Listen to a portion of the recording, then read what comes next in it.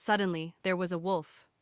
Erna had been waiting for the postal carriage as she had always done, but instead of the divorce paper, her husband arrived, presenting a surprising twist. Hey, that's not a postal carriage. It's a wolf, Your Highness. It's a wolf. Lisa declared as she scrutinized the carriage coming up the deserted rural road. A wolf? Really? A wolf? Erna responded. Soon after, a carriage being drawn by 4 beautiful horses pulled into Baden Street. There was 2 smaller wagons trailing behind. At first, Erna hoped it might be a lawyer sent over by the royal family, but given the grand nature of the arrival, the hope died pretty fast. But why? It didn't make any sense. Why would Bjorn come back when he had already agreed to the divorce? To visit again like this, particularly after what had occurred between them the last time he was here, made no sense. She thought it was pretty clear that they were now forever estranged. She could still feel the tingle of the slap on her hand. She had stared at it for a long while after it happened. Her mind was in turmoil and she couldn't sleep until the next morning. It took her days to regain her composure and settle back into her normal routine, but at least she had finally succeeded in removing that man from her life. She dared hope that she could make a fresh start. What on earth is all this, Erna? Erna found herself rudely awakened by Baroness Baden. The pair watched their carriage pull in through the open gate. Erna's lips moved, but no words came out. She slowly made her way forward to welcome the carriage like a good host. The carriage stopped in front of her, with the dazzling wolf crest imposing before her eyes. No way, Baroness Baden sighed, recognizing the royal crest, the Dniester wolf on the carriage. From beyond the open carriage door, the uninvited guest made his appearance, Bjorn Dniester. There was no mistaking the identity of the man before her, as he greeted her with a smile. The clang of the closing door was a grand statement in the quiet room of the mansion. Erna checked the latch was secure, before letting go of her tight grip on Bjorn's arm. "At least you don't drag me to the cattle pen this time," Bjorn said with as charming a smile as he could manage. Erna glared at him, despite her bewilderment, and Bjorn just carried on smiling. His eyes wandered about the room, admiring his surroundings. News of the Grand Duke's arrival was already spreading through Beaufort, and although he could have gone unnoticed, Bjorn chose to conduct himself with the utmost formality, something he would not normally have done. But for Erna, Bjorn was willing to undergo whatever inconvenience and hassle for this one specific person, to make amends for his previously rude gesture. It also had some tactical merit. It would not be easy for Erna to turn him away in front of everyone. For the moment, Bjorn's strategy was paying off. The Baroness invited Bjorn into the house for some tea, though she did look very disapprovingly at Bjorn. Erna shot daggers at him the entire time, not even trying to hide her discontent. As soon as they were in the mansion, Erna unceremoniously dragged Bjorn up to her room. While it was not the most hospitable way to treat a guest, Bjorn was willing to undergo the ordeal.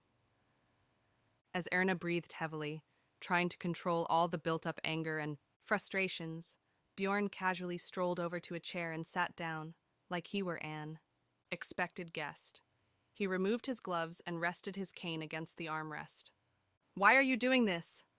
Erna shouted, the anger finally winning over. "You said you wanted the divorce, so why are you here now?" "Well," Bjorn said, looking up at Erna, "I changed my mind." "What?" Erna said, her anger stalled. "I don't wish to get divorced, Erna," Bjorn said, lips curling to a soft smile. "I had second thoughts. I don't see why we should get divorced." "Why are you backing out? Are you a coward?" "I guess I am." Bjorn remained composed as he took the hit to his ego. Erna was left in shock and let out a sigh of astonishment. It felt like she had hit her head falling out of a tree. She started to wonder if that man she saw a few nights ago was merely an illusion. "I want a divorce," Erna said, but she did not feel the conviction. "No matter what you say, my heart remains steadfast." "Then will you sue me?" Bjorn said. "If I must, as much as I need to." Even against my lawyers? Bjorn looked at Erna sidelong. Do you really want me to sue for divorce? Erna said. If you bring a lawsuit against me, am I not allowed to defend myself? Of course, I must choose the best royal lawyers to fight for our cause. Oh my God. Erna stepped back with a look of shock on her face, her cheeks flushed with anger. Her lips were tight and thin. Bjorn just simply looked at her, thinking that. She looked cute and did not judge her for the way she felt. Would your reason for divorce hold up in court, Erna? That you no longer love your husband? Erna's cheeks turned even redder and swelled with the buildup of barely contained rage at Bjorn's teasing. The memory of Buford's baby deer, with flowers on her head, was only a memory that brought a smile to Bjorn's face in that moment. What do you want? Snapped, barely holding on to control. Like I said, I don't want a divorce and you can't get it through the court or money, Bjorn said with narrowed eyes. Why are you like this? Erna said. Despite her best efforts, Erna could know. Longer contain her anger. It never occurred to her that Bjorn might refuse the divorce.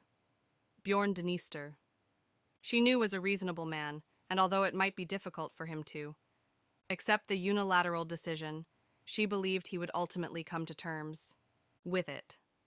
Why are you torturing me like this? Why did you come all the way out here? I wanted to ask you out on a date. Erna was momentarily stunned. He was being absolutely serious, and it disarmed Erna completely. I beg your pardon? Exactly what I said, you and me, a date. Are you drunk again? Erna said seriously. She couldn't think of any other reason behind it. No, in fact, I haven't drunk since I was last here. Bjorn gave Erna that same smile he gave her when she was convinced he loved her. She was repulsed by it. Now, and glared at the beautiful demon before her. Bjorn's platinum hair, combed to the side, shimmered in the morning sun. It was difficult for Erna to see the man that was so disheveled and drunk the last time he was here. He was relaxed, and his bored expression was that of a well-fed lion, with his elegant suit and upright posture, his chin held high. The moniker poisonous mushroom, coined by the tabloids, proved to be a fitting depiction of the man standing before her. But why are you doing this? We're married, Your Highness, Erna said, regaining control of her composure. The ignorant country girl that had swallowed the poisonous mushroom and paid the toll has now developed a resistance to its effects. Perhaps one could say that it's fortunate. So what? We got married without even trying dating first, so why don't we? Try it. I know you don't love me anymore, Erna. I understand that I am someone who can no longer provide you with the love you deserve. If that's how you truly feel, then I accept that. However, I would at least like to start anew and see if we can rekindle the love that brought us together. What? Really? Erna said, scrunching her nose, though once again she didn't feel the conviction. You won't regret it. I'm an expert at dating. Erna couldn't help but feel a lump in her throat as the poisonous mushroom laughed. She wasn't even angry anymore, she just felt foolishly dumbfounded. This man is crazy. If he wasn't drunk, then he was just plain crazy. I'll make this clear, I hate you, and you should just go back now. Ah, I forgot to mention, I will be staying here for quite some time yet. What do you mean? Well, you are still my wife, and I am still your husband, Bjorn said casually, as he put his gloves back on. I am the son-in-law to Baroness Baden, and I am the Prince of Letten. He stood and adjusted his suit and jacket. Is there any reason why I can't stay in the house I protected and brought out of my own pocket? Bjorn stood before Erna like a proper gentleman. Is that not right, Erna? Are you threatening me? No, I love you, Erna, Bjorn smiled. So let's go out on a date. I understand, Your Highness, Baroness Baden said after a long pause. Her voice pierced through the air as the sun set beyond the window. I'm really sorry, the prince apologized once again, making eye contact with the Baroness. They sat in a quiet room bathed in the amber glow of the setting sun. Baroness Baden reached up and touched her forehead.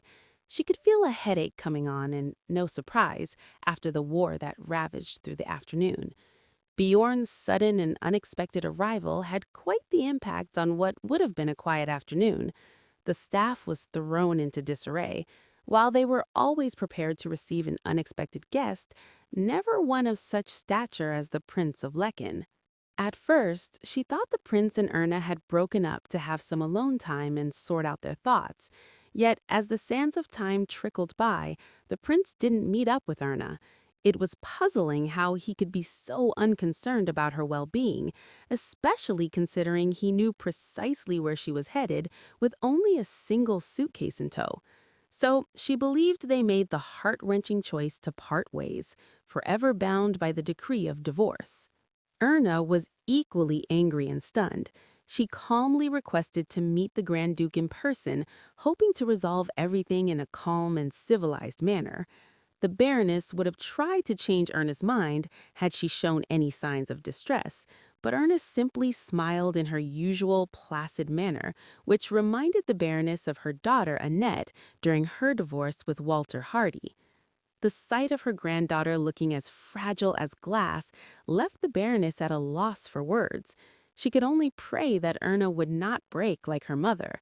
Fortunately, Erna regained her vitality after Lisa cared for her a little.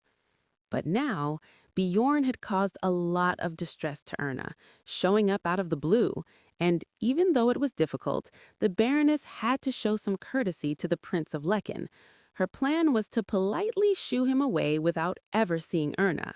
In recent days, Erna had been laughing and talking like her usual self, even though she still seemed like a child struggling against the sea. Yet in that moment, she poured out all her anger and frustrations to the prince. She seemed more alive than ever. Their argument had escalated to the point of an actual physical struggle, and the Baroness had to step in to separate the two. While the prince was as composed as ever, Erna was in the throes of a full-blown rage. She was bright red and her face contorted into a pouty anger. The Baroness took the prince away to her own room.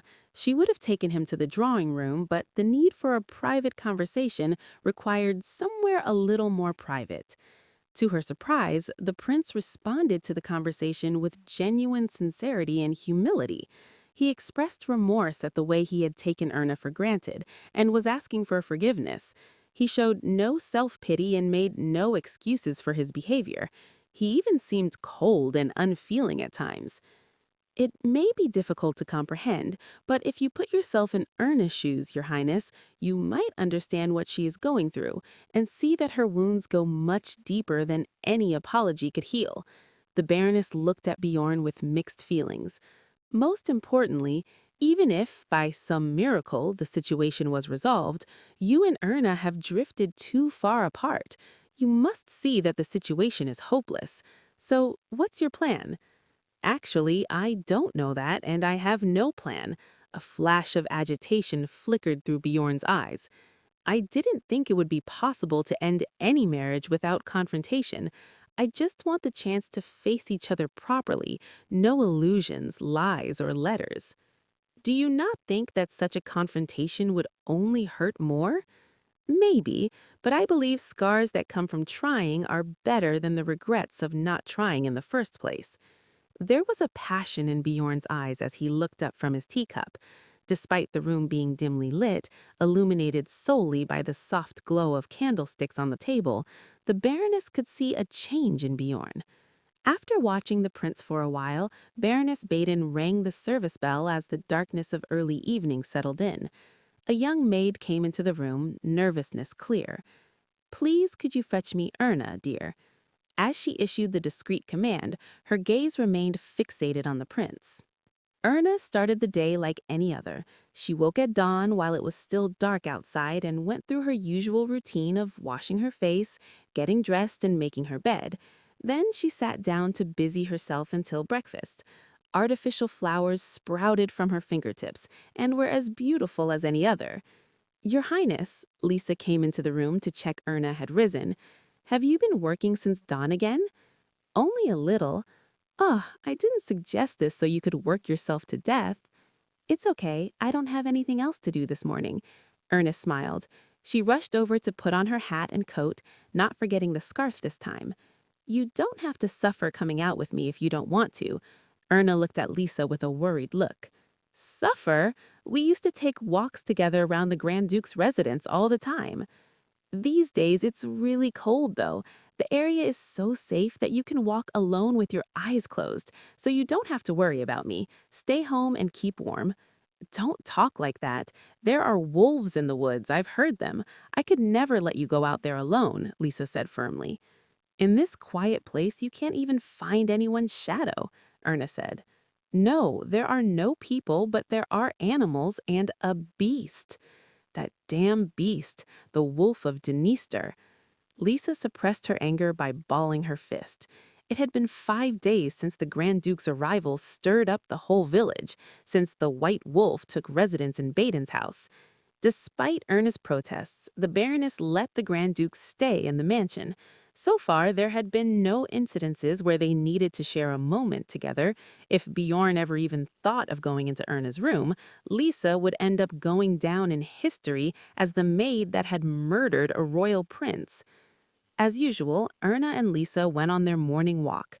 Normally, everyone would still be asleep, but since Bjorn's arrival, everyone got up early to have things prepared just in case. And although the prince never made any demands, the servants couldn't ignore the fact that a prince was living under their roof. He was the least troublesome, uninvited guest in history. Lisa cast a sympathetic glance at the pale-faced servants as they went about their business. The air was cold enough to cause goosebumps, but the sky stretched out with a crystal-clear brilliance, and the first rays of morning cast their gentle glow, spreading across the horizon.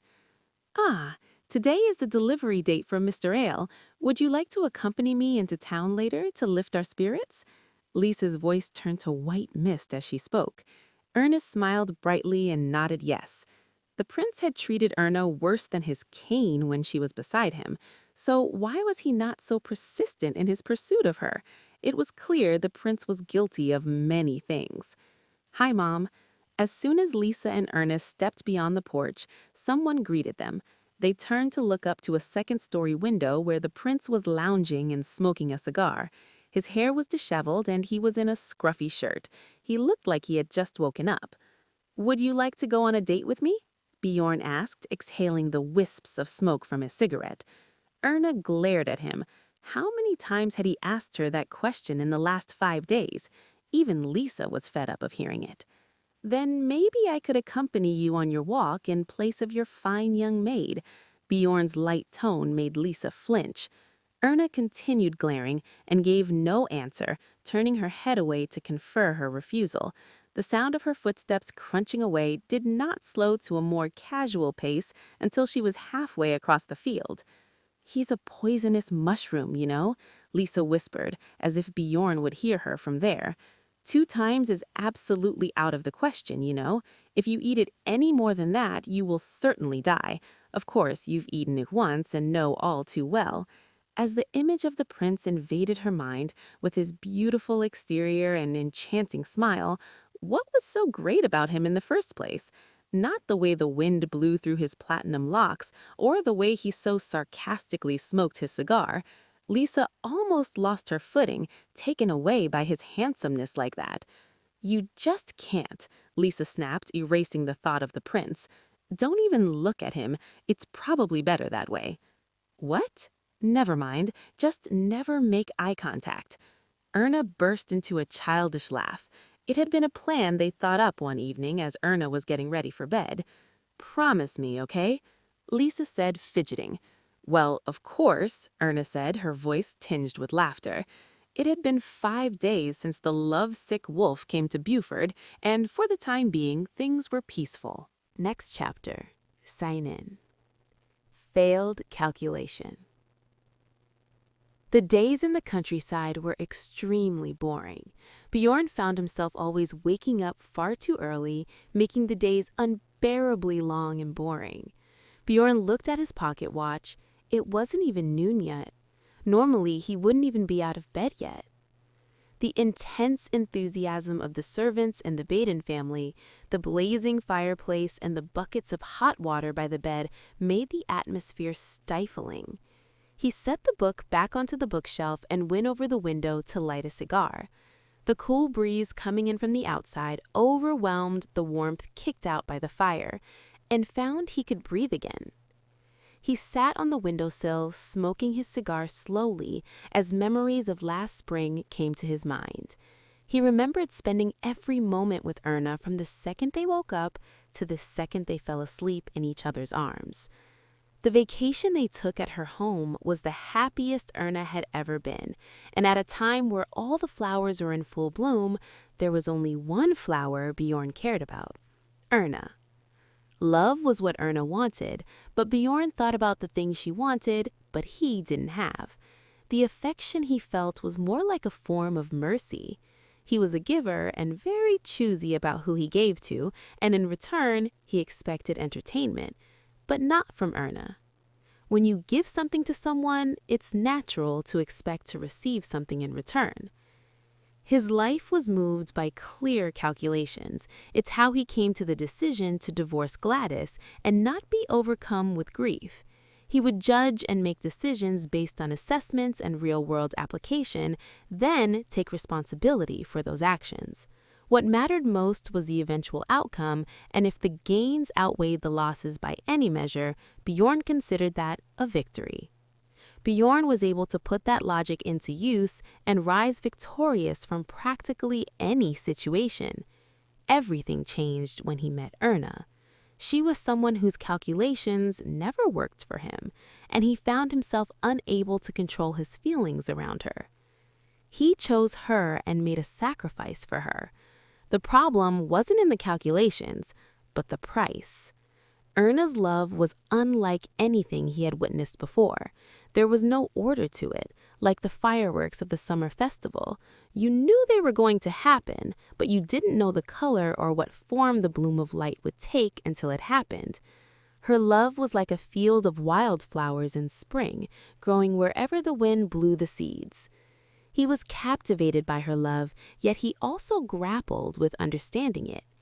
With Erna, Bjorn received more than he gave, and he was content with that. He felt like he had won some great victory. But as time went by, the balance became more prominent, and it became more difficult to play the role of Erna's savior. He tried to keep a lid on the ever-decreasing balance, and in the end, everything toppled over. He tried his best to not lose Erna's love, but the calculations became ever harder to predict, and it felt like the very foundations of his life was fading away. He didn't want to admit it, but he had acted with malice to selfishly hold on to Erna's love, and without realizing it, he became obsessed. He tried to hold on tighter, but it was a pathetic notion that only pushed Erna further away. Bjorn felt like the biggest fool in Leshen as he tapped off the loose ash from his cigar. As he took another drag, a carriage pulled up to the front of the mansion, bearing the Baden family crest. The coachman nodded to Lisa, who grumbled as she pulled open the door for Erna. Bjorn flicked his cigar into the ashtray and looked about the room for the service bell, forgetting that in Baden he had to handle his own affairs. This is Baden. On discovering that he would be staying in this house on the first day, Erna exploded. If you anticipate receiving the same level of service when you visited with the Schubert Palace staff last spring, you're in for a surprise. Here, you'll need to handle tasks like drawing your own curtains and dressing yourself. There are not many servants available to attend to you at every ring of a bell. Her words came across as a severe threat. I know.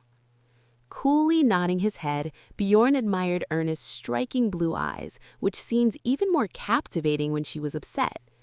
I understand, he said. If it means being able to court my wife, I'm willing to endure any inconvenience. Erna glared at him, then turned away without a word. The frills and lace on her dress fluttered with anger as she stormed off. Bjorn chuckled, captivated by Erna's alluring charm despite her fiery temperament. True to Erna's warnings when he announced he would be staying, he put on his own jacket and coat. He was starting to wish he hadn't sent back all but one attendant, but he was hoping to ease the burden of the Baden family. The first few days were difficult, but he managed. Bjorn stood in front of the mirror, adjusting his attire before exiting the room. The sound of his footsteps reverberated through the sunlit hallways of Baden House. Bjorn rode in his own carriage, driven by a gray-haired coachman.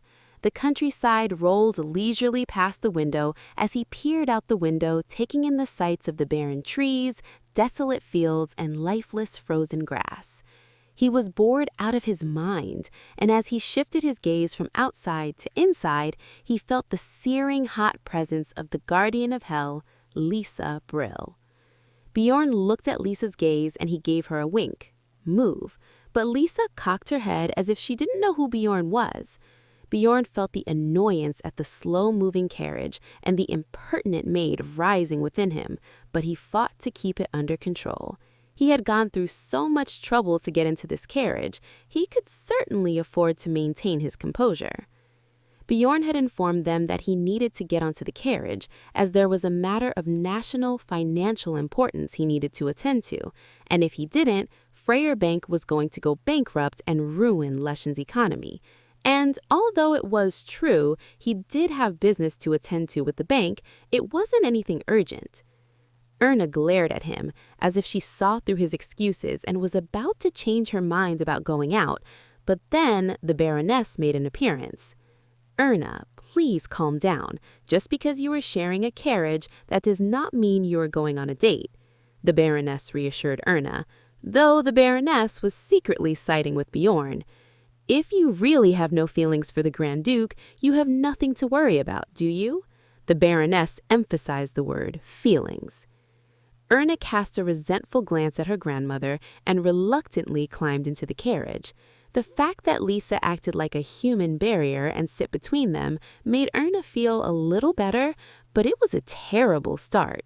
Bjorn studied Erna carefully as she tried to hide from his eyes by pulling her wide-brim hat low over her face.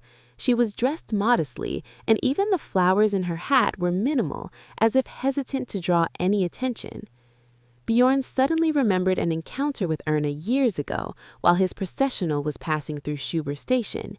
He had been escorting the royal mother to a charity event to the royal hospital. Along the way, his eye was caught by a young woman, petite and dressed in a very indistinct manner, but her hat was an explosion of flowers and ribbons. He would come to marry that woman he had a fleeting glance of. Bjorn let out a chuckle and a sigh of disappointment, and although he shrugged his shoulders, Erna did not even glance in his direction. Nevertheless, Bjorn continued to stare deeply at the beautiful woman he vividly remembered from the past, lost in thought for quite some time.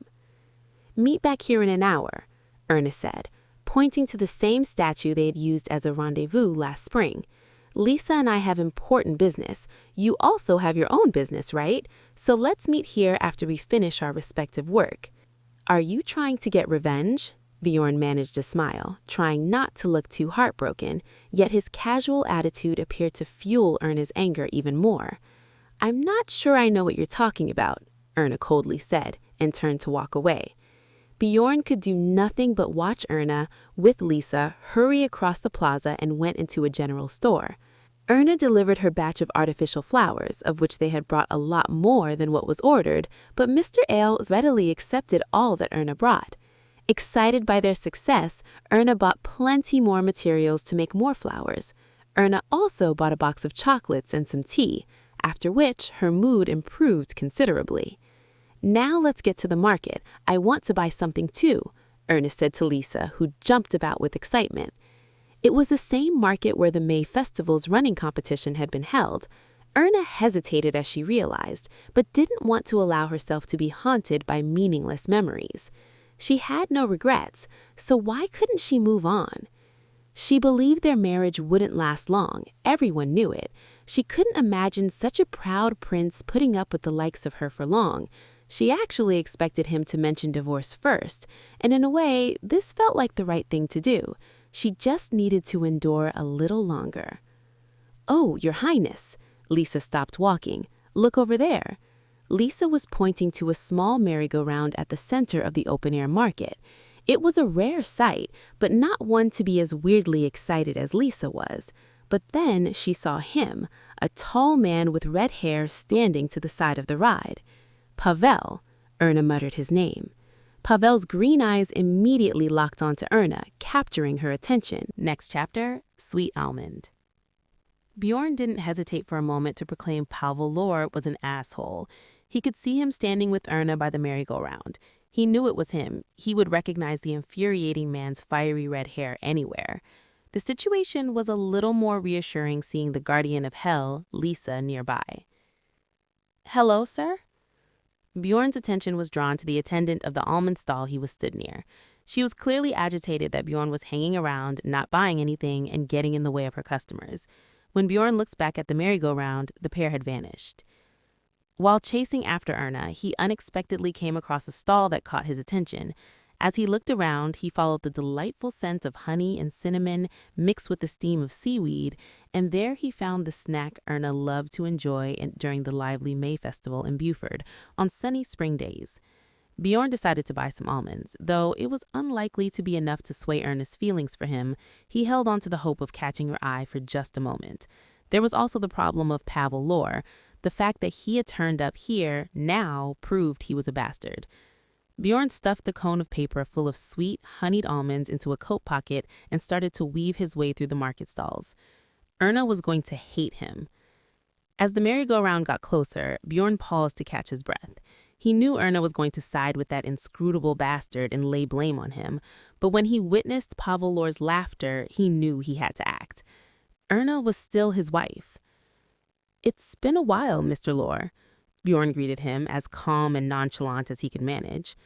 Erna and Pavel quickly shifted their attention to Bjorn. Lisa, who had been watching the merry-go-round, turned in surprise. She didn't even try to hide it.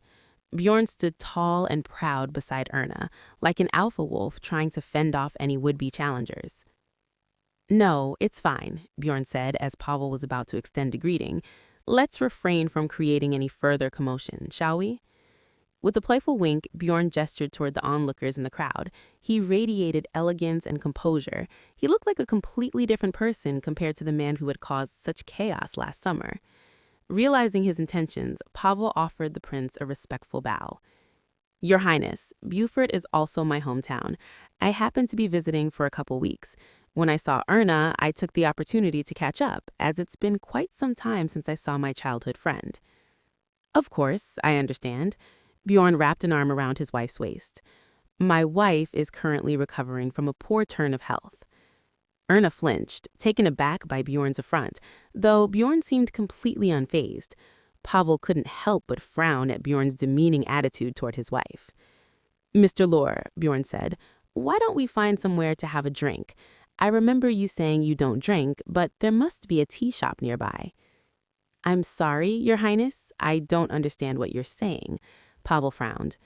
If it were not for the joyful laughter of the children on the merry-go-round and the street vendors hawking their wares, there would have been the most awkward silence between Bjorn and Pavel. "Don't do this," Erna pleaded silently to Bjorn, pulling on his arm. "Let's just go back now. I beg you."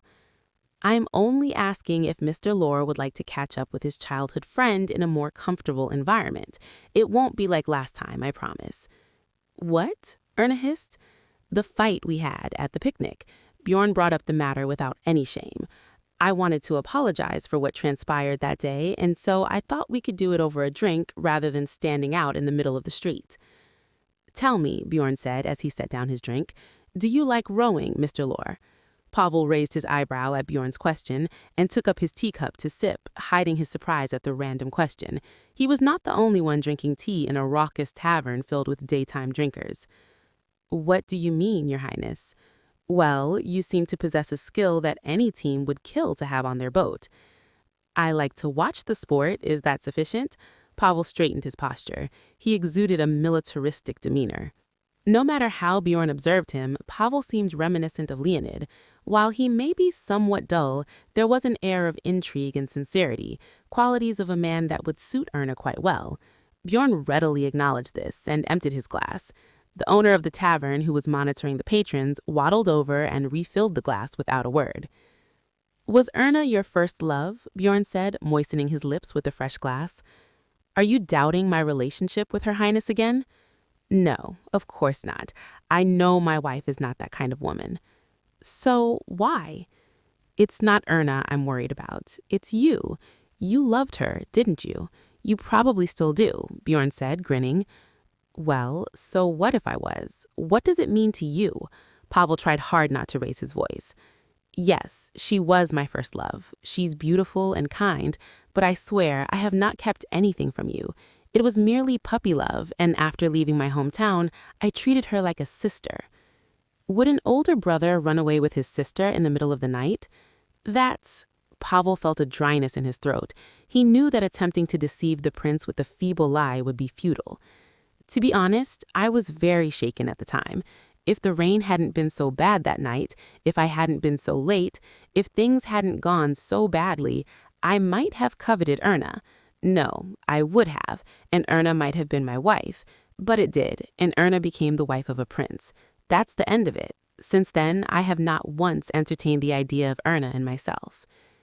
Bjorn observed Pavel's resolute confession with narrowed eyes, memories of that fateful night in the pouring rain coming to him. Erna must have presented her marriage as the best choice she could make at the time, either as a trophy or a shield. Deep down, Bjorn knew that Erna's true happiness would probably have been with the painter. There would have been a lot of social stigma if a noblewoman were to run away with a painter, but she would have found joy in leaving that world far behind her. Bjorn turned away. In that moment, he didn't care what was best for Erna, or the potential gains or losses of that decision. It was solely the desire to possess a beautiful trophy that had propelled him, and Bjorn refused to let it slip from his grasp. Pavel lore was a reminder of that night, the night he wanted to forget. That's why he went crazy every time he saw Pavel lore, not because he ever thought Erna would be the type of woman to cheat on him, but because he was a reminder of Bjorn's selfishness. I know, Bjorn nodded, and I did it even though I knew. What do you mean?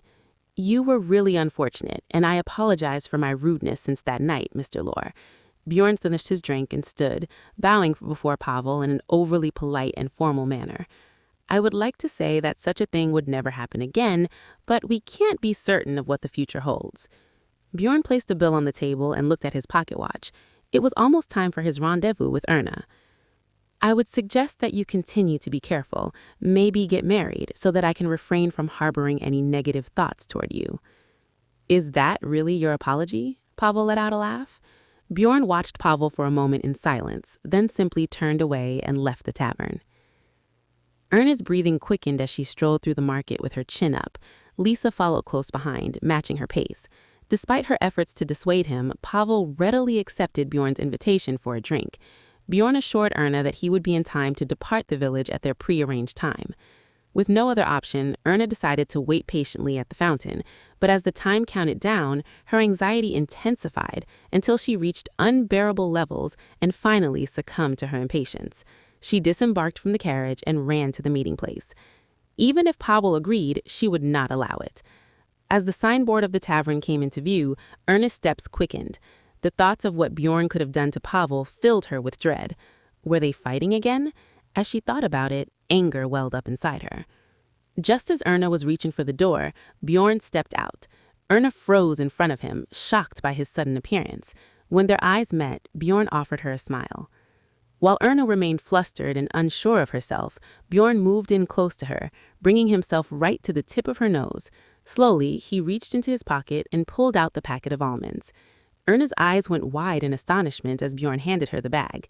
It was a nostalgic symbol of those foolish days they had shared together, a token he cherished and enjoyed simply because Bjorn had bought it for her. "What's this?" Erna said. "I'm sure you already know." "Yes, but why are you giving it to me?" "It's sugar plum." The puzzling words echoed in the background of the spinning merry-go-round, blending with the music in a confusing symphony that left Erna unsure of what she was actually hearing. Sugar plum equals bribe. "I want to try dating," Bjorn said with a gentle smile, looking down at Erna. "Would you like that?" "No," Erna said, her words forced through her lump in her throat. "Liar. I don't like it anymore. I don't like you, I don't like dating, and I don't like these almonds." "Well, it seems my wife has become quite feisty and childish in my absence." Despite Erna's piercing glare, Bjorn couldn't resist teasing her. The musicians on the merry-go-round started playing a cheerful polka.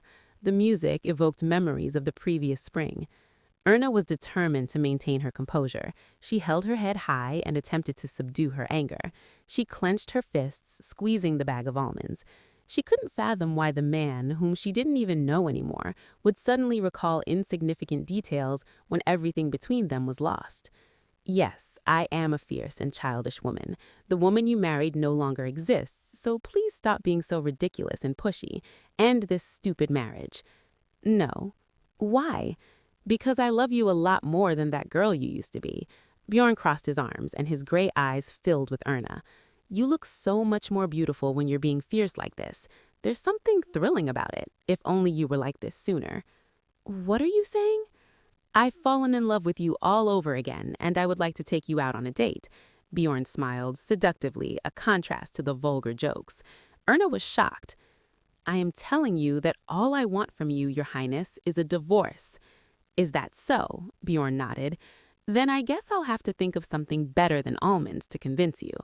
No. Next chapter. This is me. I want to try dating, Bjorn said with a gentle smile, looking down at Erna.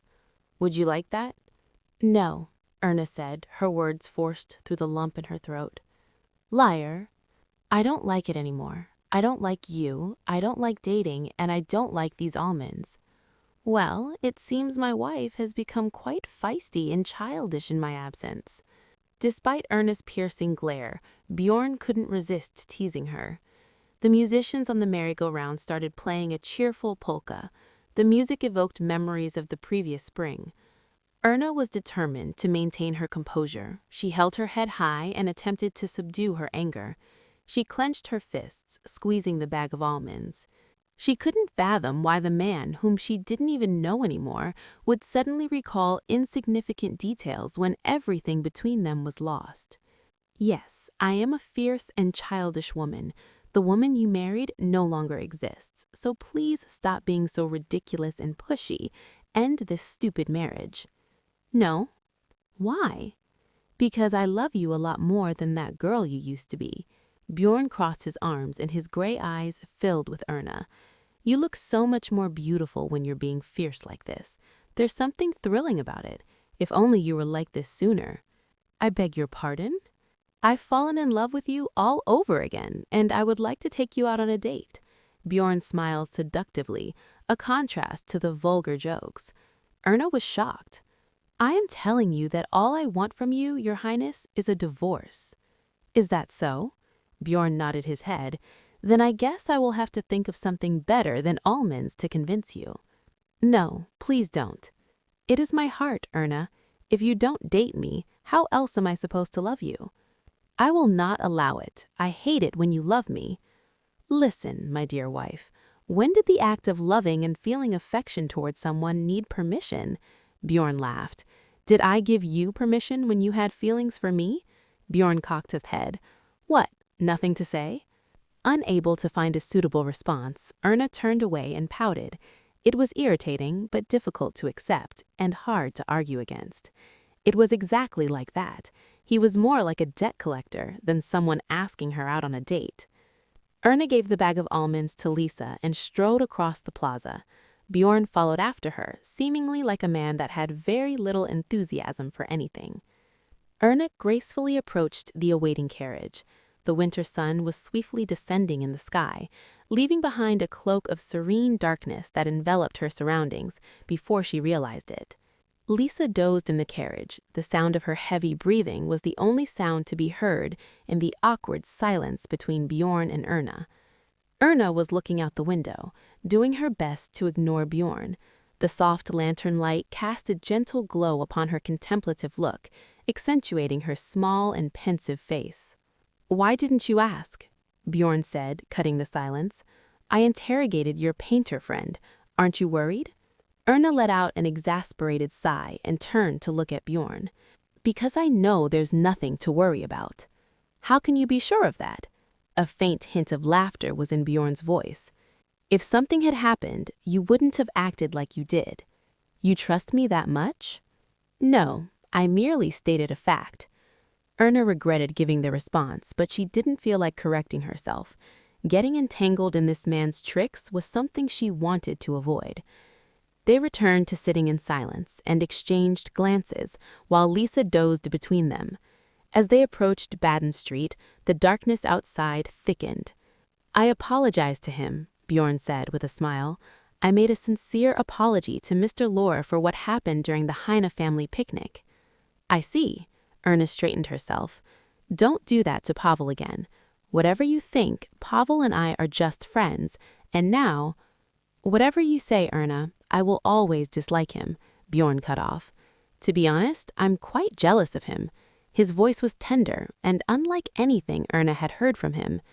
Emotional judgment and jealousy are two separate things, and well, I can't help the way I feel.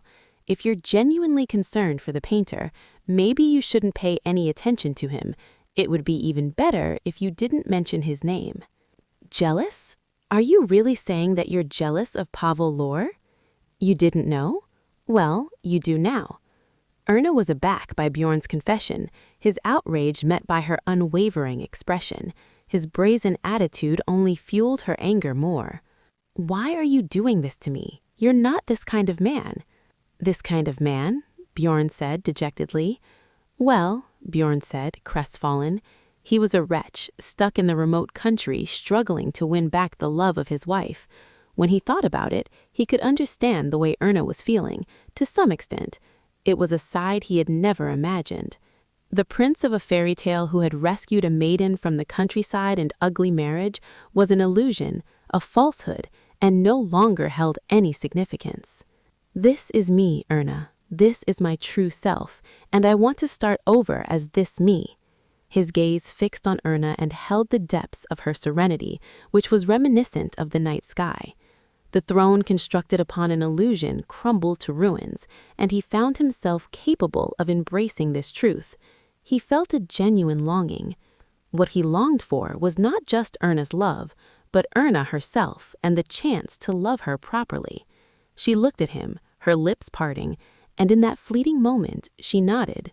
Lisa awoke, stirred by the violent jolting of the carriage pulling into the driveway of the mansion and bouncing along its cobbles. Erna snapped her head to look out the window. "Oh, we've already arrived?" Lisa said, blinking to chase away the drowsiness. Almost as if she didn't miss a beat, she began rambling again, yammering on about trivia matters such as what would be for dinner, the new vase she had bought, and even sharing the story of the annoying calf. This maid should be fired, Bjorn thought, as he gazed at the warm light streaming out of the old mansion's windows. "What on earth can we do, madam?" Mrs. Greaves said, her face filled with worry, as she spoke to the Baroness. It had been 2 weeks since Bjorn had settled in Baden House, and surely he would be leaving to go back to Schuber. "I won't be leaving." Before Mrs. Greaves could finish her sentence, the young man's voice echoed in the room. Startled, she turned and abruptly stood, her face going red from embarrassment. Bjorn seemed to appear from nowhere and stood in the entrance to the parlor. "My apologies, Your Highness." "It's fine," Bjorn said casually. "Don't worry about this uninvited guest." "That's not what I meant." "It's fine. Go ahead and throw a birthday party for my wife, although I imagine it won't be easy with me around." At loss for words, Mrs. Greaves quickly turned around before the Baroness gave her permission to go. Erna's elderly nanny, who never forgot to draw the cross as if praying, made Bjorn smile. It felt like he was being treated like a demon. As Mrs. Greaves vacated the room, closing the door behind her, the Baroness laid aside her sewing. Bjorn offered a formal greeting and sat down beside her. "I see you're about to go horse riding," the Baroness said, adjusting her spectacles, noticing that Bjorn was wearing jodhpurs and carried a crop. "Yes, Baroness," Bjorn smiled, not his usual cold and detached smile, but a warm one and perfectly gentle. The Baroness looked at the young, handsome prince with calm eyes. Even without sincerity, she could understand what it was about this gentleman that could captivate Erna, and at the same time inflict wounds. "It seems Erna's feelings toward you still remained tepid." For the first time, something resembling actual emotion flickered in the prince's eyes, which had been flat all along. "Yes, it's not easy," Bjorn nodded. The Baroness looked at him thoughtfully. It was embarrassing for him, but also sad at times. It was a mix of curiosity and pity, but the Baroness could see that the prince loved her wife. "I will make sure there is a place for you at the dinner table. I cannot guarantee Erna will accept it willingly, but that's all I can do," Baroness Batten said calmly. "Oh, by the way, she went out to see her calf with her maid, so she'll be in the cattle pen right now." The Baroness picked up the call bell. A maid came into the parlor almost immediately. "I have some urgent business that needs taking care of. Would you fetch Lisa for me, please?" Next chapter, 10 minutes. "What about Ella or Sylvia?" Lisa said, rattling off names. "Or maybe Krista? Does it give off too noble vibe?" Erna took naming the calf seriously. Once it had eaten up the hay, the calf returned to its mother's side in the cattle pen, the two ladies contained in the vacant cattle pen. Ralph Royce leaned on the doorframe and smiled at the two women arguing over a name, like they didn't know the calf would be sold on once it was old enough. The decision to bring the calf to the Baden estate was purely because of Erna. She cared for the young animal with as much love and tenderness as any mother with a baby. But fortunately, Baroness Baden understood that it would not be staying here indefinitely. "Mr. Royce, is Lisa here?" Ralph turned to see another servant girl rushing over. "Yes, she's over there." As the maid rushed over to Lisa, Ralph was startled by yet another visitor. This time, it was the prince. "I have come for the horse," Bjorn said to the stableman. "Yes, of course. Let me fetch him for you." "No, that's okay. I shall do it," Bjorn said reassuringly, as he watched Lisa get carted off by the other maid. He smiled at her and put a finger to his lips. "Shh. Leave quietly, Lisa, before I fire you." Lisa glared at the prince, her expression tinged with resentment and sadness. She couldn't contain herself and feigned a coughing fit. Unfortunately, Erna was not perceptive enough and did not notice. Bjorn closed the stable doors behind Lisa and made his way to the pen Erna was still stood in. Erna finally noticed Bjorn's approach as she paced the pen, muttering to herself. "Did you purposely send Lisa away?" Erna said sharply. "No, of course not. The Baroness Baden needed her for something. I just came to get a horse," Bjorn responded with a smile. The calf matched Lisa's vivid portrayal in the letter, sporting a lively tuft of fur and a gracefully tied ribbon around its neck. There was no doubt about whose sense of style it reflected. "Is that so?" Erna said, scrutinizing Bjorn as he approached the calf and gently stroked it along its neck and back. "You misunderstand me so much." "What? What is it you think I'm up to? I told you I'm only here to go horse riding," Bjorn said, gesturing to his attire. "But if I am intruding, I can leave the two of you alone." "No, it's fine. Go ride your horse," Erna said, her brow furrowed in irritation. "Erna." Erna let out a sigh and turned her head away to look at the calf, which was now suckling on its mother's teat. Its white coat was dappled with brown spots, something she inherited from her mother. Bjorn felt like he understood why Erna was so close to the mother and calf.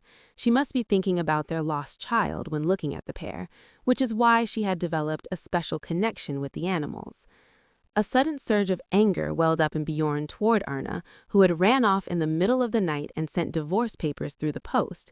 It was an unfamiliar anger that made him want to scream out like a madman, but his heart remained cold.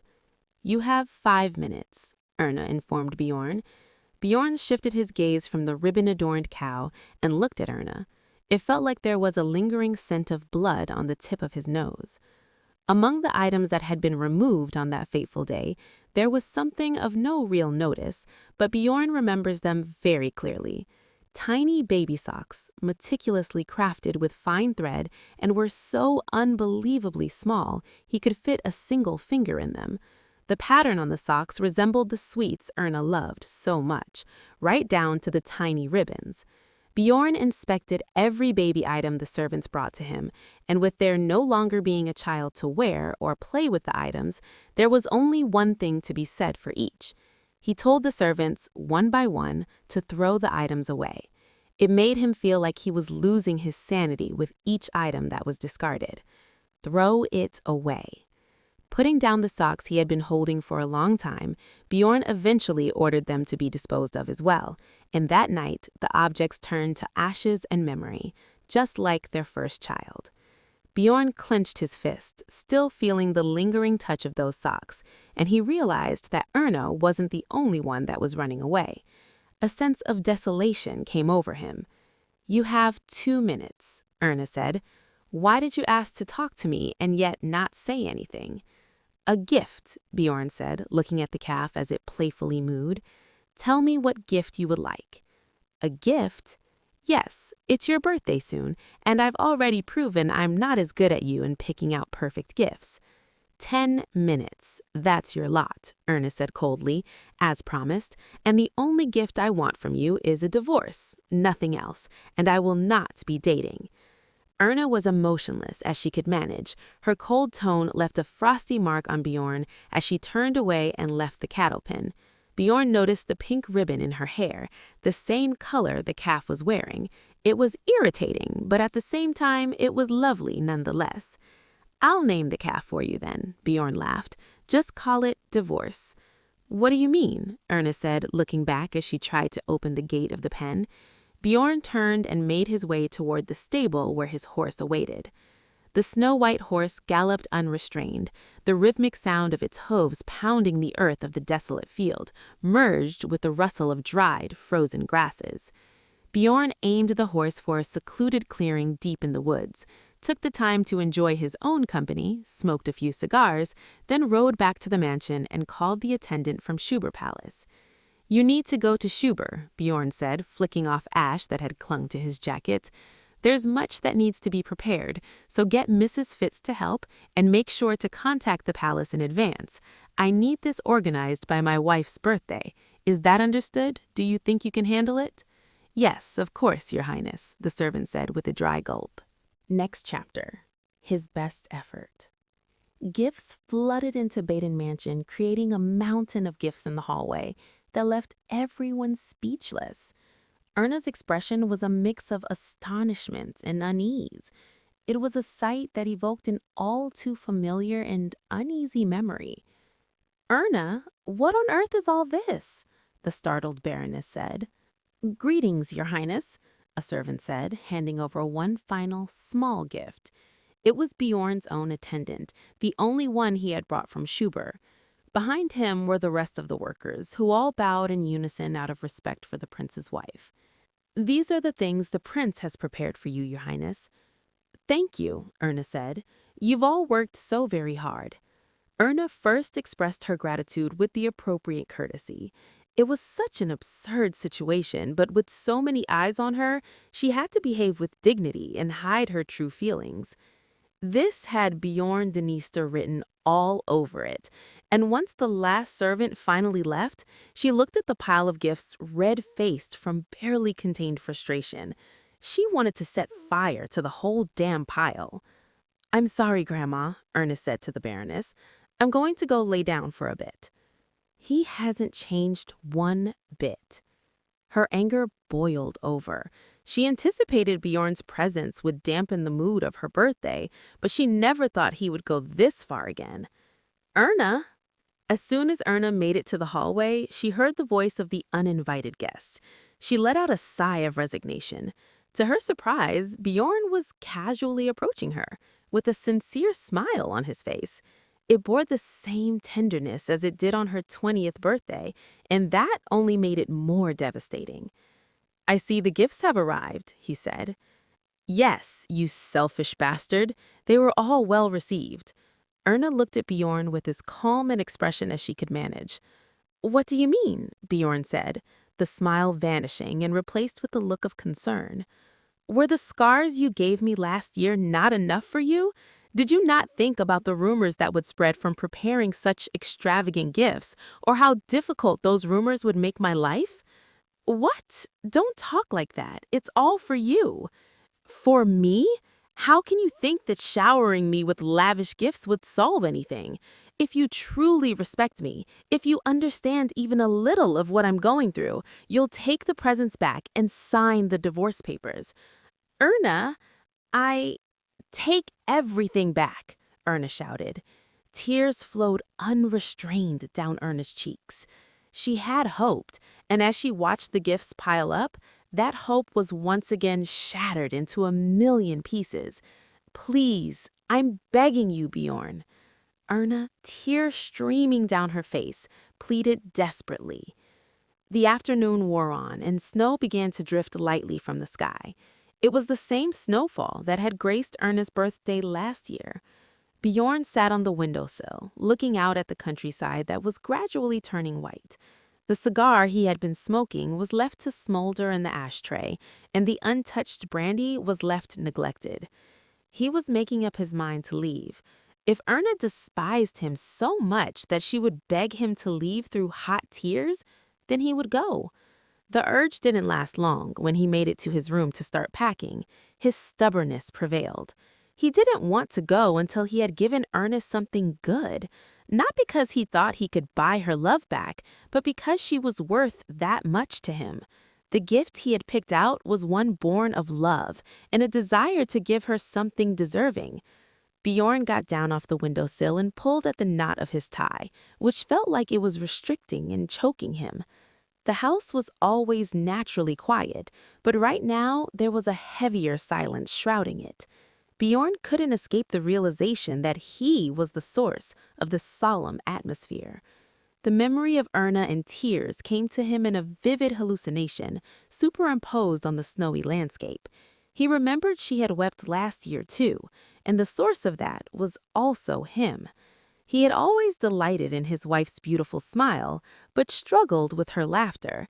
When it came to matters of Erna, he was completely clueless and often found himself at a loss. Bjorn picked up a glass and sipped at the cool water to moisten his lips. Erna remained locked in her room.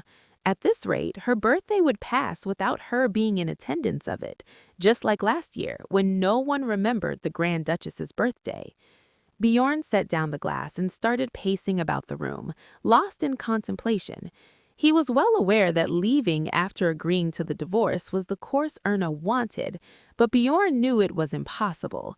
He didn't mind being called selfish or self-centered. He'd rather be a bastard than lose Erna, but being a bastard was what was pushing Erna away. As long as he could have her at his side, he was willing to bear whatever role and title people wanted to put on him. But what was the best course of action for a bastard? The more he thought about it, the more complicated it got, and the more his head spun with inconceivable thoughts, until he stopped and stared at the gift he had gone through a lot of effort to acquire. Laying on the bed was a bouquet of lily-of-valley he had gotten sent over from Schubert. Bjorn picked up the bouquet, once a symbol of Princess Gladys, now just a pretty little white simple flower, just like Erna. Bjorn sat on the edge of the bed and stared at the lilies in his hand for a long time. When he looked up, darkness was already spreading beyond the window. Setting the bouquet aside, Bjorn decided against ringing the service bell and lit the candles himself. He then sat at the desk, found the stationery he needed in a drawer, and found the conviction to write a letter. To Erna. The pen scratched at the paper as he guided it around the letters. The minutes ticked by, but he couldn't get his mind to work on what the opening paragraph should be. The expensive sheet of paper held only 2 simple, small words. Bjorn swiftly discarded the sheet of paper and replaced it with a fresh one. The gold letterhead shone under the lamplight, its radiance casting a shimmer on his face. My dearest Erna. At least the start had shown some sign of improvement, but it left with an innate tone he wasn't sure was appropriate, and it didn't sit well with him. Repeatedly writing the first line, then crumpling up the piece of paper and discarding it to the corner of the room, Bjorn generated a large pile of scrapped paper. After botching the 5th letter, Bjorn leaned back in his chair and set the pen aside. Habitually, he brought a cigar up to his legs, but didn't light it. The sight of him writing a letter to a woman just across the hall, but equally out of reach as if she was on the other side of the world, must have been comical. Understand, consider, and respect. Bjorn slowly repeated the concepts his wife valued so much. His gaze fixated on the ethereal dance of snow beyond the window. Within the enchanting scene, he could see Erna when he found her at the dome of Felia Cathedral. Erna, who he had hurt, and despite everything, who had loved him. He felt like he could almost understand that emotion she felt on that night, in the moment he faced her pretty and pitiable face. Setting the cigar aside, he looked down at the desk. The warm glow of the lamp illuminated his face, and as if engaged in battle, Bjorn stared at the empty sheet of paper. The sound of the pen gliding across its surface began to pierce the silence of the evening. The table was filled with artificial flowers. There was no space for any more, but Erna continued to work diligently. She had been at it all day and not at all seemed like someone that was celebrating her 21st birthday. Until the morning argument with the prince, until now, she had locked herself in her room and did the only thing that brought her joy. She had no desire to join the dinner table. Your Highness, it's about time for dinner," Lisa said, poking her head around the door. Erna finally raised her head and looked at Lisa with blank eyes. "Lisa, I—" Before Erna could say anything, there was a commotion behind the door, and Lisa came in with another servant. "Your Highness." "What's your business?" Lisa said in a less than polite tone. "The prince is a villain, so naturally his servants are too." "The prince has commanded me to deliver these straight to the Grand Duchess." He looked at Erna, ignoring Lisa. "What is this?" Erna said. "Flowers, Your Highness, and a letter." The gentle snowfall cast fluttering shadows over the blossoms and handwritten letters. Once Lisa left, Erna sat at the table and stared at the letter and flowers. It felt strange. She knew they were from Bjorn, but they didn't feel real to her. She felt awkward as she looked at the unfamiliar gifts that didn't match the personality of the person gifting them. After sitting in the oppressive silence a little longer, she finally let out a sigh of resignation and opened the letter. To my wife. I'm sorry for starting my letter on such an unpleasant note, but to begin with, I must apologize for unintentionally spoiling your birthday. My intentions were to express the depths of my feelings for you, but it seems that message did not come across. It does make sense for the Prince of Lechen and the president of the Bank of Freyr to gift his wife something simple for her birthday at the very least. I would like you to consider this from my point of view at the very least. Of course, I acknowledge my mistake of not being considerate and focusing solely on expressing my feelings. Please don't misunderstand me on that. Even now, I still wish to congratulate you on your birthday, and I hope you appreciate the small gift I got you. I do not know how else to express myself other than giving gifts, and I can see how this might be the wrong approach. But nevertheless, I will present you with one small gift on your birthday. I hope you can enjoy a birthday dinner with the Baroness. I won't be there. I wish that today will be a joyful day for both you and the Baroness, who I can see loves you dearly. Your husband, Bjorn Dniester. Erna let out a bewildered sigh. This was the first time she had received a letter like this, and she struggled to make sense of it. To make matters worse, Bjorn's incredibly elegant and stylish handwriting made most of it illegible to her. Taking a moment to compose herself, gazing out the window, Erna gave the bizarre letter another read. The more she examined it, the more ridiculous it appeared. But one thing was clear. Princess Gladys's claims that Bjorn wrote beautiful letters was a falsehood. Erna placed the letter on the table like it was some kind of eviction notice or a rival challenging her. Glancing at the table, she wore a vacant smile as she saw that it was dinner time. "All right, that should do it," Lisa said as she stepped back from her handiwork. Erna sat in the chair and studied herself in the mirror. She adjusted her attire a little, not liking the way certain folds and ribbons were sat. She only wore her hair up and a slightly more formal dress, yet she felt self-consciously overdressed. This was the first time she had dressed as a lady since returning to Bufford. "You look absolutely stunning, Your Highness. You truly shine like the stars." Lisa could tell that Erna was a little unsure of herself, so offered words of encouragement. Amidst it all, she caught the sound of the bell chiming, indicating that it was 7 o'clock. The moment had arrived for the dinner party at Baden House. Giving one final adjustment to the ribbons in her hair, Erna left for dinner. She paused at the top of the stairs, remembering the uninvited guest. She looked across the hall to the bedroom Bjorn had been staying. He will keep his promise. All she had to do now was have dinner with her grandmother. But for some reason, the next steps didn't come naturally or easily. "Your Highness, what's wrong?" Lisa said. "Just a minute," Erna said. She approached the closed door of the guest bedroom and knocked in the most politest way she could manage. "Your Highness, it's me," Erna said, knocking once more. Bjorn came to the door, and as he promised, it looked like he had no desire to join in for the dinner. He was dressed in a partially unbuttoned shirt, suspenders dangling loosely by his legs. "Why are you here?" Bjorn asked plainly. "Won't you come down to dinner?" Erna proposed calmly. "Didn't you get my letter? I think it would be inappropriate to invade your birthday dinner with your family." "Yes, I got your letter, but, whether I like it or not, you are a guest in my home, and it would be improper not to have you come down for dinner." Erna stared into Bjorn's eyes, unwavering and confident. There was a long, awkward silence before Bjorn finally nodded. "Wait for me. I will get ready." The dinner commenced a little later than planned, with the sudden attendance of the prince, but the food was presented to Erna, the Baroness, and the uninvited guests like nothing was out of the ordinary. The food was abundant and delicious, all thanks to the special day and the result of hosting the Prince of Lechen. The table wasn't very big, so Bjorn ended up sitting next to Erna, who conducted herself in a very ladylike manner and showed no more discontent toward him. Bjorn watched her as she and the Baroness engaged in conversation. At the end of the dinner, Erna's birthday cake was brought out.